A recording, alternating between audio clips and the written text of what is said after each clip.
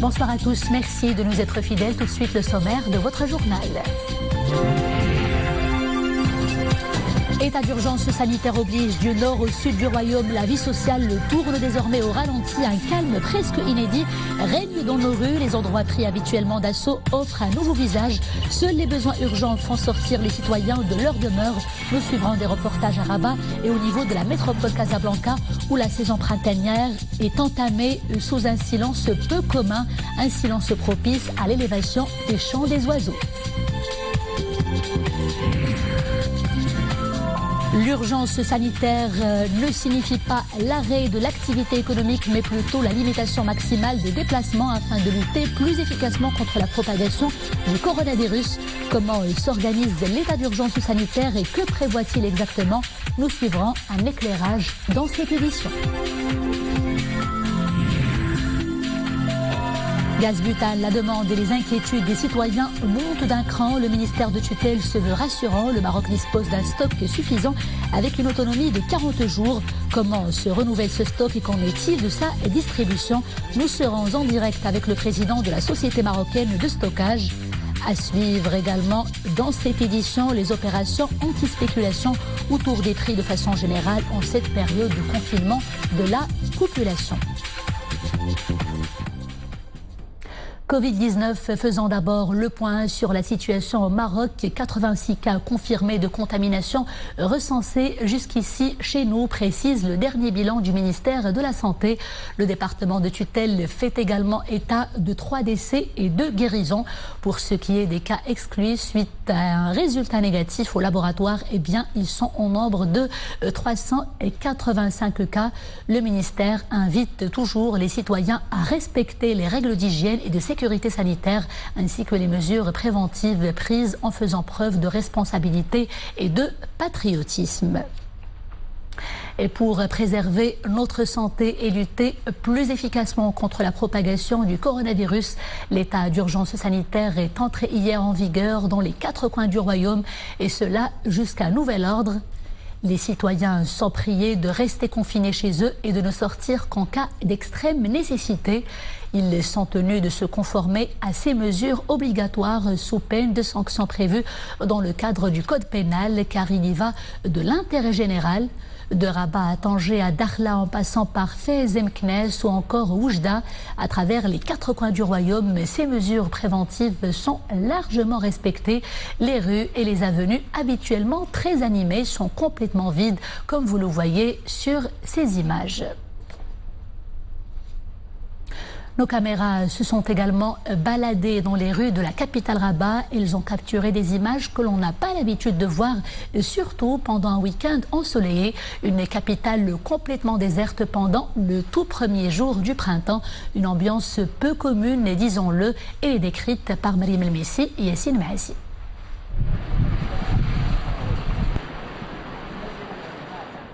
Rabat s'est réveillé ce matin au premier jour de l'état d'urgence sanitaire. Déplacements limités dans toute la ville. Seuls quelques passants dans la capitale redécouvrent ce nouveau quotidien, toujours obligatoirement munis de leur autorisation de déplacement exceptionnelle. Regardez. Je suis sortie hier sans autorisation quand je me suis fait stopper par les agents de police qui m'ont demandé mon autorisation de déplacement.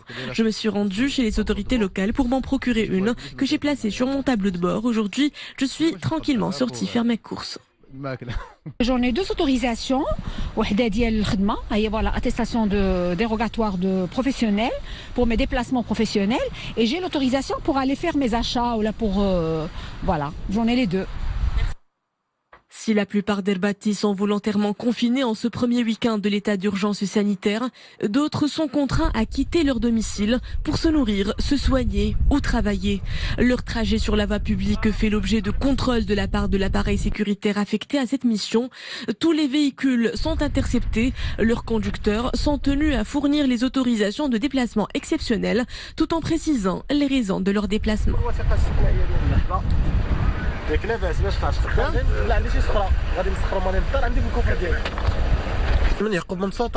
Mon lieu de résidence se trouve à Yaqoub el-Mansour. Je me rends à Salé. J'ai fait des courses pour ma famille. J'arrive de l'océan. Je pars en direction de Taqaddoum pour faire la vidange de ma moto qui me sert de moyen de travail. Il est impératif d'être muni de son autorisation pour passer les contrôles de police.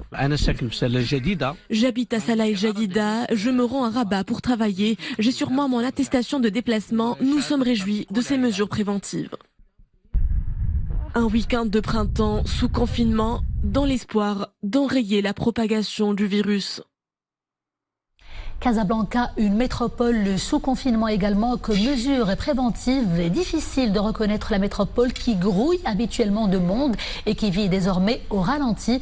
Des images inédites du nouveau visage de Casablanca au temps du confinement général et sont signées Dominique Orlando.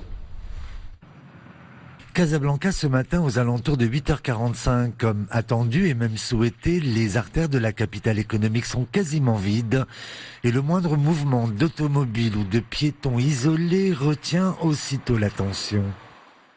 Il n'y a personne dans les rues, tous sont à la maison. Ceux qui sortent, ce n'est que pour aller travailler ou pour une toute autre raison d'importance. Vous verrez surtout ceux qui, comme moi, travaillent dans les transports. J'ai reçu mon autorisation de sortie au travail. C'est eux qui se sont occupés de tout pour que je puisse circuler selon les règles en vigueur. Les consignes obligeant les citoyens à se confiner à domicile est donc plus que majoritairement respectée car il en va de la santé de nous tous. Les nouvelles mesures d'hygiène et de confinement imposées à tous devraient nous permettre d'enrayer la propagation du virus et nous maintenir en bonne santé. Avec cette pandémie nouvelle que l'on appelle le coronavirus, le temps semble s'être suspendu au-dessus de toutes nos têtes. Et en la relevant ou la baissant à peine, on peut y apercevoir ces nombreux oiseaux gazouilleurs qui semblent ne vraiment pas en revenir d'un tel périmètre urbain, acquis totalement à leur libre cause. Et pour ce qui est des autorisations de déplacement exceptionnelles, rappelant que les autorités veillent à leur distribution au domicile des citoyens, ce qui signifie plutôt qu'il n'est pas nécessaire de se déplacer vers les administrations pour en avoir. Le ministère de l'Intérieur fait également savoir que le document est également disponible sur le site http://covid19.intérieur.gov.ma. L'état d'urgence sanitaire décrété donc au Maroc depuis hier et cela jusqu'à nouvel ordre. Nous venons d'en parler. Cela implique le strict confinement général des citoyens qui doivent désormais limiter le maximum possible leurs déplacements et ne sortir qu'en cas d'extrême nécessité. En quoi consiste également l'état d'urgence sanitaire? Eh bien, tout de suite, élément de réponse avec Nisrine Hamdaoui. La capitale arbore un visage inhabituel ce matin. Un calme paisible s'y installe. Des artères quasiment vides, un trafic routier réduit et des contrôles sur plusieurs carrefours. Nous sommes en état d'urgence sanitaire. À dispositif inédit, des mesures exceptionnelles. Les déplacements sont restreints. Les citoyens sont sommés de rester confinés chez eux. Mais cela est loin de signifier l'arrêt de l'activité économique. Le but est clair, stopper la propagation du Covid-19 dans le pays. Pour suivre de près cette mesure, un comité avait été constitué dès l'apparition de l'épidémie devenue pandémie. Le comité il est composé d'un ensemble de ministres et de chefs de département, notamment le ministère de la Santé, le ministère de l'Intérieur et aussi la Défense, l'armée et tout autre ministère qui s'avère nécessaire pour contribuer dans la gestion de crise. Désormais, il n'est plus possible de circuler sans être muni d'un précieux document. Une autorisation de déplacement exceptionnelle émise par les autorités locales. Une autorisation à montrer à chaque contrôle de police. Cette mesure vise à garder sous contrôle la situation épidémiologique dans le pays. Pour cela, rien n'est laissé au hasard. Les autorités veillent au grain. Ce comité, il est en veille en quelque sorte 24 heures sur 24 et 7 jours sur 7 pour limiter la propagation de ce virus et limiter les dégâts qui seront encourus par cette maladie. L'état d'urgence sanitaire restera en vigueur et jusqu'à nouvel ordre. Seule la discipline collective est salvatrice en cette crise sanitaire inédite. Et pour lutter justement plus efficacement contre la propagation du coronavirus, je vous rappelle que le ministère de tutelle a renforcé ses canaux de communication et d'information avec tout d'abord Allo Yaqada, un numéro économique déjà opérationnel qui vous permet de contacter 7 jours sur 7 le Centre national des opérations d'urgence en santé publique. En plus d'Allo Yaqada, dont le numéro s'affiche en bas de l'écran à l'instant et qui vous fournit des recommandations sur les procédures à suivre pour signaler un cas suspect. Retenez également le numéro d'aide médicale urgente Allo SAMU 141. Son lancement vise justement à réduire la pression sur le centre d'appel du service Allo Yaqada. Les missions diplomatiques et les organisations internationales accréditées au Maroc ont été informées des mesures prises par le Royaume afin de garder le coronavirus sous contrôle. Le ministère des Affaires étrangères, de la coopération africaine et des Marocains résidant à l'étranger invitent leur personnel à se confiner à l'intérieur de leur domicile et à ne les quitter que pour les raisons définies par la réglementation générale en vigueur. Les détails tout de suite avec Mohamed El-Shkar.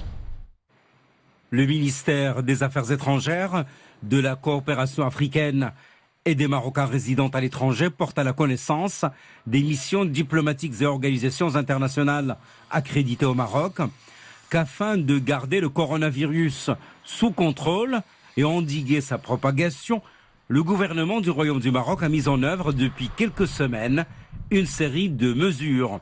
Dans ce cadre, l'état d'urgence sanitaire est décrété, informe le ministère, dans une note verbale. Le ministère note que cette décision se traduit par une restriction générale et drastique sur la circulation des personnes, applicable à tous et à l'ensemble du territoire national. Les membres et personnels des missions diplomatiques et consulaires et organisations internationales accréditées au Maroc sont donc invités à se confiner à l'intérieur de leur domicile et à ne les quitter que pour les raisons définies par la réglementation générale en vigueur, à savoir se rendre au travail pour les personnes dont la présence sur le lieu de travail est nécessaire, le déplacement pour l'approvisionnement en produits nécessaires à la vie quotidienne dans le périmètre du lieu de résidence, recevoir les soins médicaux nécessaires ou se procurer les médicaments auprès des pharmacies. Dans ce contexte, les chefs des missions diplomatiques, des postes consulaires et des organisations internationales accréditées au Maroc sont invités à réduire au minimum le nombre de leur personnel présent dans leurs locaux respectifs. Les personnes identifiées par les chefs de missions diplomatiques, postes consulaires et organisations internationales accréditées au Maroc pour assurer la continuité du service devront être munies d'une attestation dûment signée et cachetée par le chef du poste, justifiant le besoin de se déplacer à faire valoir en cas de contrôle par les agents de la force publique. Les membres et personnels des missions diplomatiques et organisations internationales accréditées au Maroc sont enfin priés de se conformer à la réglementation et aux mesures générales en vigueur. La situation sanitaire que nous traversons nourrit un bel élan de solidarité et de générosité, élan déclenché par la création sur haute instruction royale du Fonds spécial pour la gestion de la pandémie du coronavirus. Vous avez également la possibilité d'y contribuer et de verser des dons pour ce fonds. Pour les virements émis au niveau national, il vous faut préciser le RIB du bénéficiaire, le nom du bénéficiaire, c'est-à-dire le trésorier ministériel auprès du ministère de l'économie, des finances, de la réforme, de l'administration. L'objet également du virement, c'est-à-dire le don au compte spécial lutte contre le coronavirus. Pour les virements émis de l'étranger, eh bien, il faut préciser les modalités qui s'affichent à l'instant même à l'écran. Les personnes intéressées peuvent également procéder au versement de dons en espèces ou par chèque bancaire auprès des comptables publics relevant de la trésorerie générale du Royaume, exerçant au niveau national les trésoriers ministériels, les trésoriers régionaux, les trésoriers préfectoraux et provinciaux et les percepteurs, ainsi qu'auprès des agents comptables des missions diplomatiques et postes consulaires du Maroc à l'étranger. Autre manière de participer aux dons en faveur du Fonds spécial de gestion du coronavirus, l'envoi d'un SMS au numéro 1919, lancé aujourd'hui par le ministère de l'Économie, des Finances et de la Réforme de l'Administration. Le service est déjà opérationnel. Il représente un don de 10 dirhams. Gaz butane, malgré les fortes demandes de ces derniers jours, la pression et les inquiétudes, le ministère de tutelle rassure. Le Maroc dispose d'un stock suffisant pour répondre aux besoins nationaux en gaz butane avec une autonomie de 40 jours. Ce stock se renouvelle mensuellement par la réception des butaniers à travers les divers terminaux gaziers et principalement le port de Mohammedia. Le marché demeure donc approvisionné et régulièrement approvisionné grâce aux nouveaux achats confirmés par les opérateurs, ce qui permet non seulement de maintenir les stocks actuels, mais également d'en améliorer les niveaux pour les 3 prochains mois, précise encore le département de tutelle. En tant qu'acteur stratégique de la chaîne logistique d'approvisionnement dans notre pays en gaz butane, la SOMAS dispose de plus de 72% des capacités nationales de stockage. Les activités de réception, de stockage et de livraison se poursuivent d'ailleurs dans les conditions normales pour la société ainsi que pour l'ensemble des opérateurs gaziers. Et pour en parler plus longuement, justement, nous sommes en direct avec Tawfiq Hamoumi, président de la SOMAS, la société marocaine de stockage. Monsieur Hamoumi, bonsoir. Une forte demande pour les bonbonnes de gaz est enregistrée ces derniers jours. Toutes les mesures ont été prises pour y répondre à ce rush exceptionnel. Et pourtant, l'approvisionnement nourrit toujours quelques inquiétudes chez les citoyens. Qu'est-ce que vous leur dites ce soir pour les rassurer et quel état des lieux dressez-vous ? Alors, ce que nous pouvons dire aux citoyens ce soir, c'est qu'on est en situation, pour nous, en tant que professionnels, qui est tout à fait normale. Donc, comme vous venez de le dire, suite à la déclaration de Monsieur le ministre d'Énergie et la mienne d'hier, nous détenons aujourd'hui, au niveau du Royaume, des stocks suffisants pour faire face aux besoins du pays. Donc, on a parlé de 40 jours de stock, en plus des contrats qui sont fermes pour les mois à venir. Aujourd'hui, nos contrats d'approvisionnement sont verrouillés pour l'année en cours. Donc, on parle de décembre 2020. Donc, tous les contrats sont verrouillés et nous avons prévu tous les cas de figure. Donc, nous avions auparavant effectué effectivement des contrats pour une situation normale, mais suite à la forte demande que nous avons enregistrée depuis une dizaine de jours, nous avons fait appel à ce que nous appelons dans notre métier à des achats spot, donc pour faire face à cette demande exceptionnelle. Donc ce qu'il faut savoir aujourd'hui, c'est que le secteur gazier est prêt, les moyens sont là. Toutes nos usines travaillent pratiquement 24 heures sur 24 pour répondre aux besoins du pays. Les approvisionnements, donc nous avons déjà 40 jours, les contrats sont verrouillés et nous sommes prêts à faire face à cette demande. Aujourd'hui, ce qu'il faut savoir, qui se déroule de manière ordinaire, de manière très normale. Et vous l'avez dit, d'un côté, le ministère de tutelle assure que le Maroc dispose d'un stock assez suffisant pour répondre aux besoins nationaux en gaz butane avec une autonomie, rappelons-le, de 40 jours. Mais d'un autre côté, il faut dire qu'il n'est pas quand même facile de se procurer les bonbonnes de gaz dans certaines villes et localités du Royaume, tout comme Salé. Est-ce un problème lié, on va dire, exclusivement au point de vente ? Non, le problème vient du fait que nous enregistrons depuis plusieurs années une évolution de la consommation du gaz dans notre pays d'environ 4 à 6%. Alors, depuis une dizaine de jours, comme je l'ai dit tout à l'heure, nous sommes devant une très forte demande. Nous avons enregistré des pics de 50% d'augmentation de la demande. Sur le Royaume, nous avons enregistré jusqu'à date d'hier une augmentation de la demande moyenne d'environ 35%, ce qui est énorme. Donc nos usines aujourd'hui arrivent à faire face à cette demande. Nous demandons par contre aux citoyens de ne pas surstocker les bonbonnes de gaz chez eux. Pour diverses raisons. Premièrement, stocker plus qu'il n'en faut, ça veut dire que nous interdisons à d'autres ménages d'avoir la bonbonne de gaz chez eux, en plus du fait que cela représente un risque majeur de détenir 4, 5, 6 bouteilles dans un appartement. Donc voilà le conseil que nous donnons aux citoyens. Le gaz est disponible, les stocks sont là, les usines tournent à pleine capacité, il n'y a pas de pénurie et il n'y aura pas de pénurie. Donc le problème se pose de cette peur de pénurie qui est, je le rappelle, juste une peur qui n'est pas justifiée. Les moyens sont là, les stocks sont là, nos dépositaires sont mobilisés, ils ont même rajouté des camions de distribution dans les différents secteurs. Il y a des sociétés de distribution à domicile, genre Allogaz, qui livrent les citoyens dans leur domicile. Donc il n'y a aucune raison pour qu'il y ait cette crainte. Donc je précise encore une fois que ces pénuries qui sont dans certains quartiers, mais pas partout, viennent du fait que certains citoyens stockent plus de bouteilles qu'il n'en faut. Donc sans que cela soit justifié. Donc voilà, si je récapitule, un stock assez suffisant pour les 40 prochains jours qui se renouvelle constamment et une demande exceptionnelle et une gestion exceptionnelle qui va avec. Et c'est cela votre message ce soir aux gens qui stockent à outrance, on va dire, les bonbonnes de gaz, c'est de ne pas céder à la psychose et de s'approvisionner de manière normale. C'est ça, Monsieur Hamouni. Absolument. Les stocks sont là, nous sommes mobilisés pour répondre à tous les besoins. Merci de votre intervention, Monsieur Hamouni.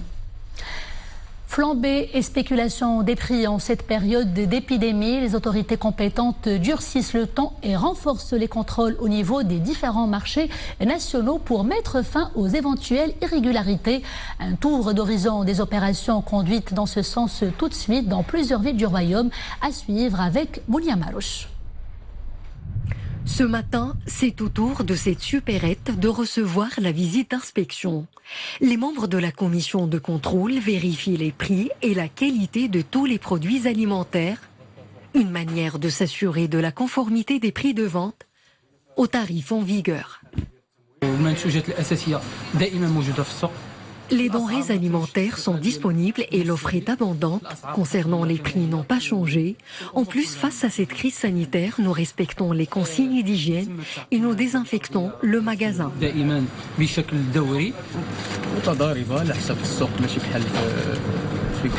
Les prix dans les grandes surfaces sont fixes, mais au niveau des points commerciaux de quartier, ils ont un peu augmenté. Les prix dépendent de la loi de l'offre et la demande. Ici, par exemple, dans un marché à Agadir, les agents de contrôle s'assurent de l'état d'approvisionnement et vérifient également les tarifs des produits de consommation. Les prix des fruits et légumes étaient un peu chers au début. Maintenant, ils sont revenus à la normale. Comme vous le voyez, il y a le contrôle un peu partout.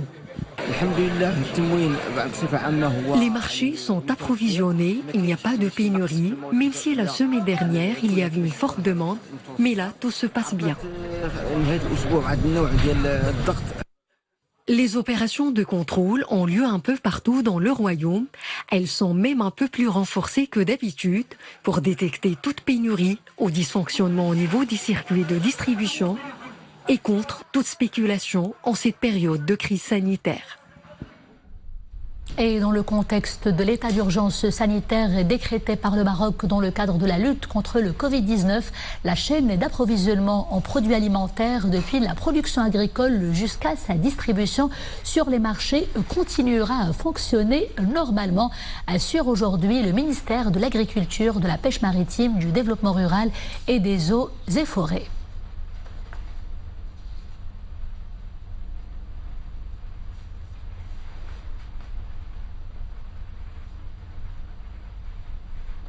En cette période de confinement général de la population et tout comme les écoles primaires, les collèges, les lycées et les facultés, eh bien l'OFPPT dispense également des cours à distance au profit de ses apprenants stagiaires. D'importants moyens techniques et technologiques ont été mis en place pour la réussite de cette grande opération. À Casablanca, le reportage est réalisé par Sarah Ketiel. L'OFPPT lance la formation à distance. Les établissements de formation professionnelle ont certes suspendu leurs cours pour contrecarrer la propagation du Covid-19. Il n'en reste pas moins que la continuité des cours est assurée grâce à des classes virtuelles, de manière à permettre aux stagiaires de suivre leur formation à distance sous l'encadrement de leurs formateurs. Je tiens à cette occasion à féliciter la mobilisation et l'engagement exemplaire de tous les collaborateurs internes ainsi que nos vacataires qui n'ont pas hésité à déployer tous les efforts nécessaires pour permettre la concrétisation de cette opération en un temps record. Opération qui, je souligne, sera menée en mode agile avec une perspective d'amélioration continue des contenus et des processus pédagogiques mis en œuvre. Et pour suivre leur formation en ligne, les stagiaires ont tous reçu des invitations sur leurs adresses mail pour participer à des classes de formation animées par leurs formateurs selon un emploi de temps arrêté par groupe de formation. Une plateforme qui permet la formation à distance au profit de l'ensemble de nos stagiaires. Cette plateforme, elle est accessible à tous nos stagiaires via l'adresse mail. Chaque stagiaire va recevoir une invitation sur une adresse mail officielle OFPPT qui l'inviterait à rejoindre des classes virtuelles animées par nos formateurs de formation. Tous les niveaux et types de formation sont concernés et en parallèle au cours théorique, l'ensemble des contenus de formation et des manuels de travaux pratiques seront disponibles sur la plateforme de partage. 900 millions de personnes dans le monde sont confinées chez elles ce week-end dans l'espoir de freiner la propagation du coronavirus. L'épidémie a déjà fait malheureusement plus de 11 400 morts à l'échelle planétaire en ébranlant l'économie mondiale. En Chine, berceau de la pandémie, plus de contamination locale sur son sol depuis jeudi déjà. L'Italie compte pour sa part toujours ses morts. Elle dénombre ce samedi plus de 4032 morts. L'Italie qui s'apprête à renforcer ses mesures de confinement. Tous les parcs et les espaces verts seront désormais fermés au public. En Espagne, on dénombre plus de 1326 morts. La France annonce ce samedi un bilan de 450 morts. Seulement 15% des trains grandes lignes vont circuler désormais en hexagone. Et c'est la fin de ce journal. Merci de l'avoir suivi. À demain, toujours avec grand plaisir. D'ici là, portez-vous bien.